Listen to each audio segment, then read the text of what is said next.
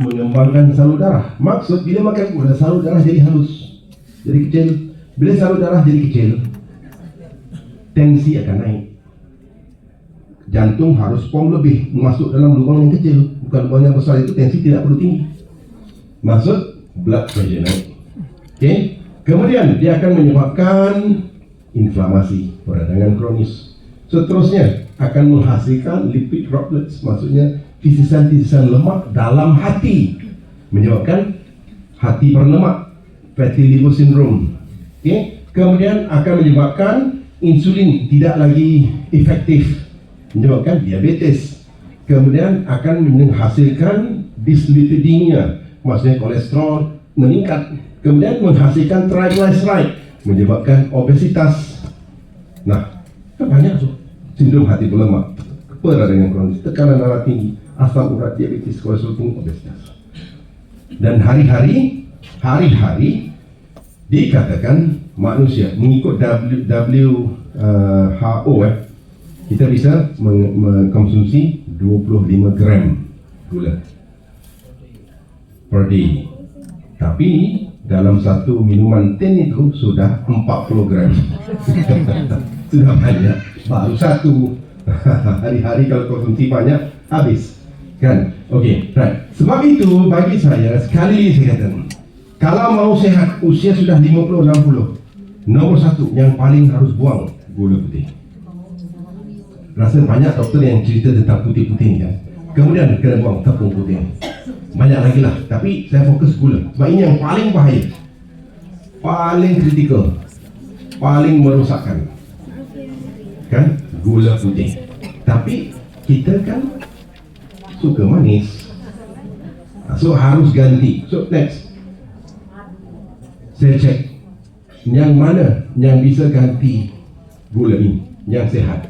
Sucralose tak sehat, aspartame tak sehat, acesulfame potassium tidak sehat, stevia paling sehat. Ini dari gula, dari daun stevia. Tapi masalah stevia, kalau diambil dari daun itu rasanya pahit, kelak. Dia manis tapi pahit, lekat di sini. So, saya harus ambil ekstrak yang kita panggil steviocyte grade A. Sebab dia ada grade A, B, C dan grade D. Grade A ini yang paling tidak ada masalah, paling sedap lah. Okay, next. Dan saya temui satu research yang menunjukkan chromium picolinate dan biotin apabila digabungkan bisa menurunkan gula darah sebanyak 33%. Next. Nah, ini base mulai lepas 1 bulan, 2 bulan, next dia turun, reverse, dia turun 33% dari ini ke sini. Bagus, kalau saya boleh gabungkan chromium picolinate, biotin dan juga steviocyte E yang memberi manis, tapi manis yang sehat, manis yang mampu bukan saja kontrol darah tapi turunkan gula darah. Ini yang kita perlukan. So saya pikir, okey, aku buat. So ini formulasi pertama dalam dunia, namanya next Zero. Okey, so Zero ini satu titis sudah cukup manis satu botol mineral. Sebab dia 200 hingga 300 kali manis dari gula biasa. Dan dia tidak menyebabkan gula naik. Aman untuk sakit diabetes, malah lebih sehat untuk sakit diabetes, mampu mengurangkan peradangan kronis, mampu kontrol kolesterol dan masalah penyakit-penyakit yang ada zaman sekarang. Okey, right, next. So, ini ujian klinis ya, bagaimana bukan saja dia kontrol gula, tapi bisa untuk turunkan berat badan. Ini dalam satu ujian, saya nampak seorang peserta itu dalam 3 bulan, dia turun bukan hampir, 10 kilo. Siapa yang mau kurus? Okey, right. So kita ganti gula dengan zero. Bukan saja sehat, kolesterol terkawal, diabetes boleh turun, Okay, tapi bisa kurus. Nah, itulah zero. Next. Siapa yang perlukan zero? Semua. Semuanya. Betul. Nah, okay. So, next. Ini lagi satu yang ramai orang tidak faham. Siapa yang tahu apa maksud trans fat?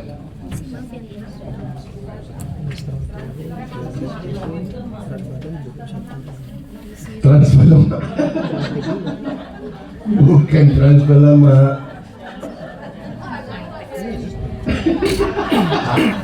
Ada diabetes ni. Okey. Trans fat. Siapa yang tahu? Trans fat ini adalah lemak jadian, lemak yang manusia cipta, bikin sendiri. Kenapa lemak ini dibikin? Sebab food technology. Okey, ceritanya begini. Okey, right, asalnya ceritanya tentang, kan kalau mau buat pastry, mau buat baking, mau buat apa saja itu dia perlukan mentega, kan? Mentega ini kalau mau simpan harus simpan dalam kulkas. Kalau dikeluarkan harus tunggu 30 menit untuk dia cair, baru bisa diadun dan sebagainya. Untuk industri makanan, 30 menit ini adalah kerugian masa. Dia harus terus keluar, harus bisa diproses. So, apa yang dia buat? Dia ambil lemak dalam mentega itu, dipanaskan pada suhu yang tinggi, disumbat molekul hidrogen, maka jadi trans fat. So, maksud trans fat ini tidak perlu disimpan dalam kulkas, dan dia kalau masuk dalam kulkas keluar memang terus bisa disapu. Apa nama trans fat? Margarin.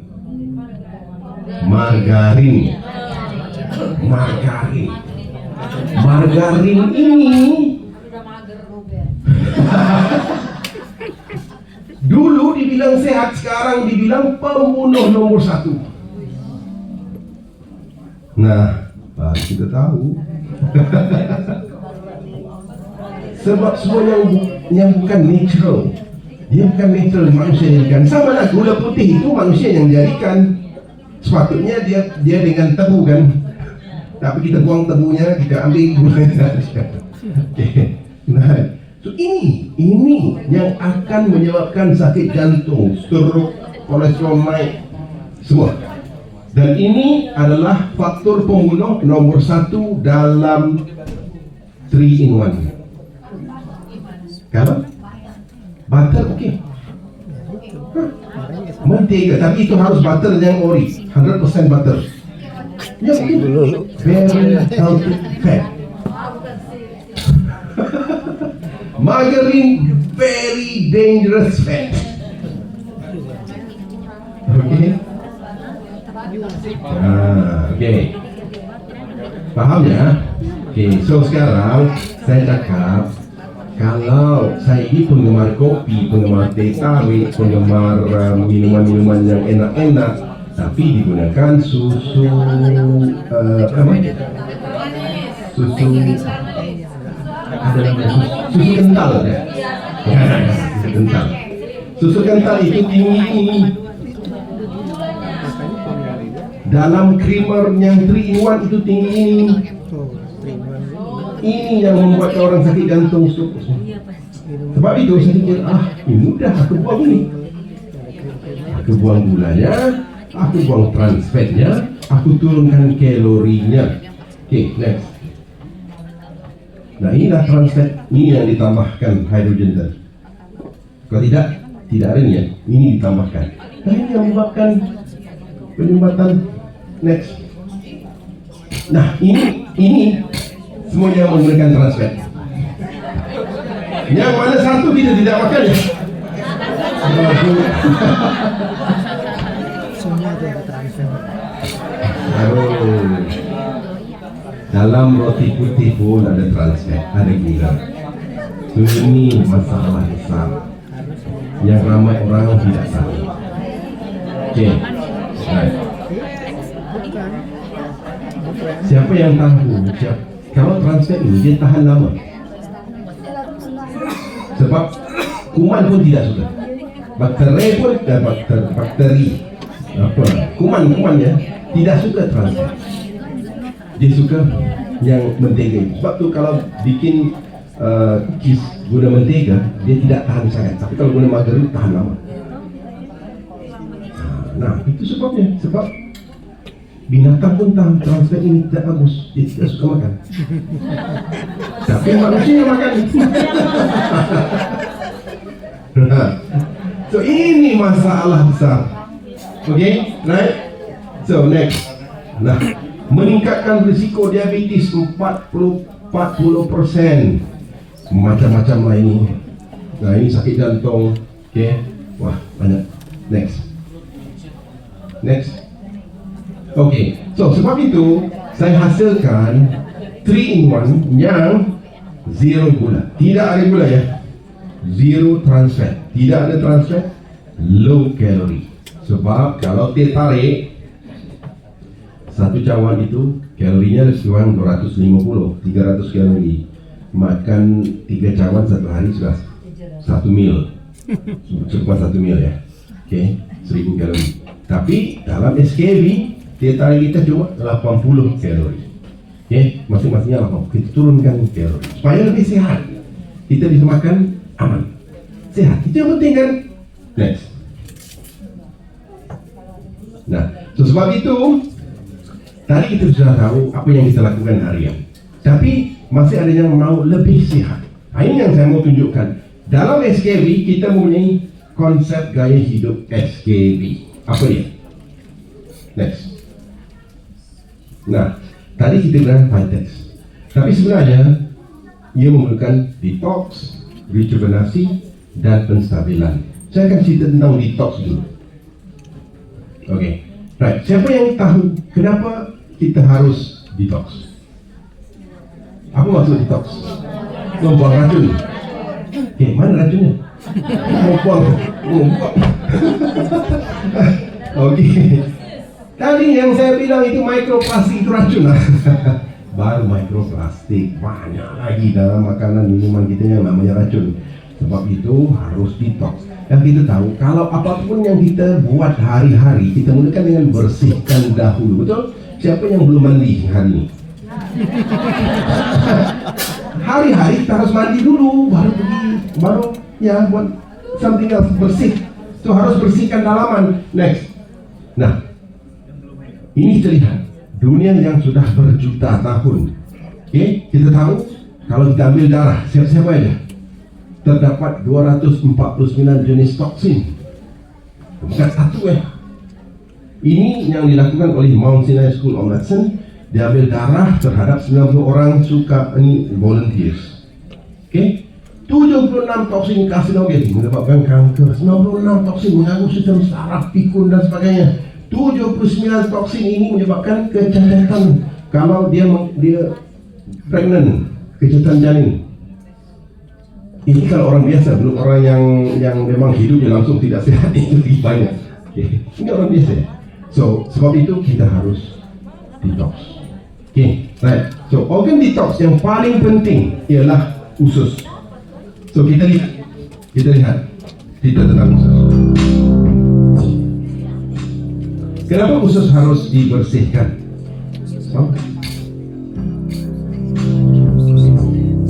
Ini usus yang bersih. Ini bagi orang yang BAB-nya tidak begitu lancar. Dia sudah menunjukkan kotor.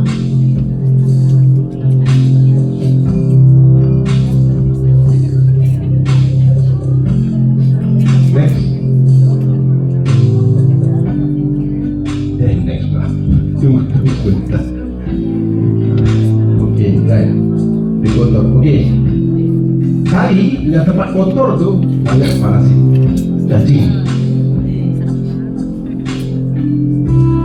Dalam usus masing-masing semua penuh cacing. Sebab tu harus makan lemak cacing setiap tahun. Sudah berapa lama tidak makan lemak cacing? Sekarang dalam itu sudah ada kita panggil stok cacing. So, gempol dalam. botol dulu. Okey, baik. So dia akan dari polip ketumbuhan. Betul-betul banyak ketumbuhan.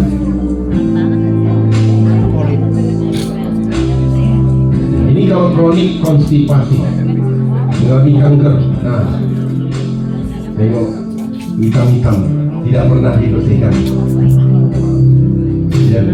Dia mengalami masalah kanker payudara. Ini sama juga umur 65 kanker payudara. Tengok ususnya. Nah, hijau tu. Siapa yang pernah tengok usus masing-masing? Tidak pernah kan? Betul, saya pun tidak pernah. Tapi saya tahu usus harus bersih. Sebab kalau tidak bersih, yang kotor tadi akan diserap semula. Autointoxikasi. Okey, itu kalau setakat tidak bersih. Tetapi sebenarnya kalau najis itu tidak dikeluarkan, dia akan menyumbat dan membentuk gelembung-gelembung begini. Namanya divertikula. Nah, kalau dari itu lukisannya, ini yang betul. Dia nampak gelembung-gelembung. Ini sudah sehat. Oke, next. Nah, ini kita tahu lah. Kalau gitu mukanya, satu jam itu. Dia habis TikTok, semua ditengok. Okey, right. Nah kan, macam-macam sakit lah. Wasir, fistula, dan macam-macam. Okey, saya tak mau sentuh ini. Yang saya mau sentuh tadi, proses tadi. Next. Okey, ini harus dengar betul-betul. Ini yang paling saya takut sebab ini yang saya pernah nampak. Kalau saya sendiri nampak, saya lagi takut. Okey, ini lukisannya. Tadi saya tunjuk gambar HP saya. Okey, right. Ini dinding usus, dindingnya, sel-sel. Kalau BAB tidak lancar, okey, apa yang berlaku? Toksin tadi tidak dapat dikeluarkan. Dia akan menyebabkan apa? Peradangan. Bila berlaku peradangan, tengok warnanya pun jadi merah. Peradangan, sel itu akan makin longgar. Dan ini akan menyebabkan makanan ataupun parasit bisa masuk ke dalam darah. Ini yang saya takut. Sebab ini akan menyebabkan peradangan kronis 24 jam. Tak berhenti. Okey? Dan ini bisa berlaku kalau sembelit, konstipasi.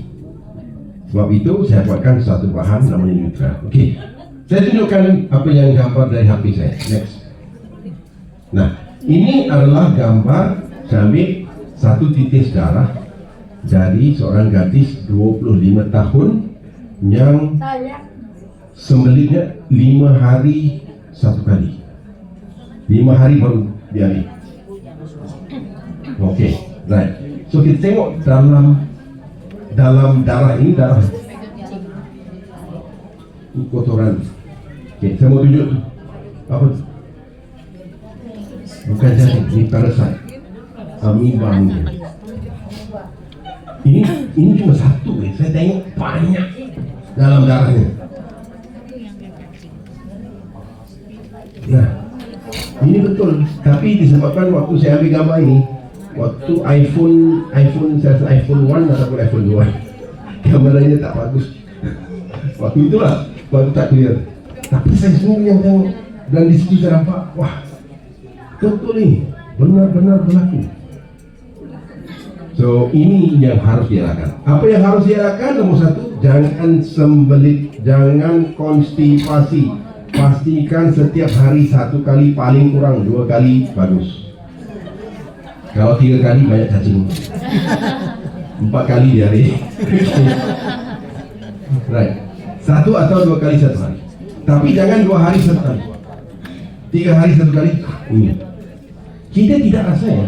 Sama gadis 25 tahun dia nampak sehat, cantik lagi. Dia tidak rasa, tapi 10 tahun, 20 tahun lagi datanglah macam-macam penyakit. Okay, right. Nah, next. Setelah itu saya buat satu produk yang bukan saja bersih usus, tapi juga hati dan darah. Penting. Sebab hati dan darah ini masuk mikroplastik.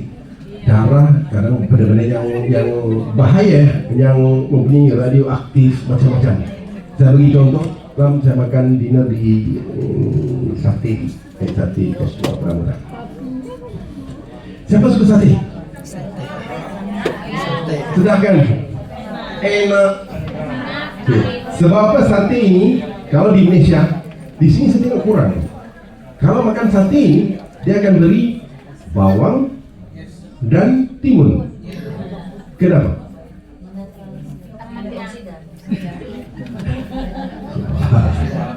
Tapi masih tidak dimakan orang. Okey, harus orang tua kita tak tahulah dia belajar sains bagaimana, tapi dari dulu dia makan sate dengan bawang dan timun. Okey, sebab daging ini apabila dibakar atas arang itu jadi hitam-hitam itu yang enak kan hitam-hitam itu sebenarnya molekul karbon dia sudah bertukar dari molekul C12 menjadi C14. Ini isotop, maksudnya molekul yang mengeluarkan radiasi, menyebabkan kanker. Lawan kanker bawang. Okey, makan daging banyak pun akan menyebabkan daging ini adalah bahan yang asid. Sini panggil apa? Asamnya tinggi. Timun ini adalah bahan yang alkali yang paling tinggi. So alkali campur asam neutral. Nah, atuk nenek kita lagi pandai. Saya tak tahu siapa yang ngajar. Saya tak tahu. Saya tak tahu. Tapi itulah bagaimana kalau kita makan sate. Ada timunnya, bawangnya. Siapa yang tak ada kat Malaysia? Okey, tapi itu harus. So itu kalau kita tidak makan bawang, itu masuk ke dalam badan menyebabkan kanker. Okey, so di Iran sangat tinggi kanker ususnya. Kenapa? Dia makan sate kan? Tak. Dia makan shish kebab. Yang pusing kan? Okey. Nah, so dia ada aloe vera, ada prebiotik dan juga ekstrak teh hijau. Ini cukup lengkap. Siapa yang makan ini esok dia akan keluar semua. Kita pun senyum. Tak payah tunggu 1 jam.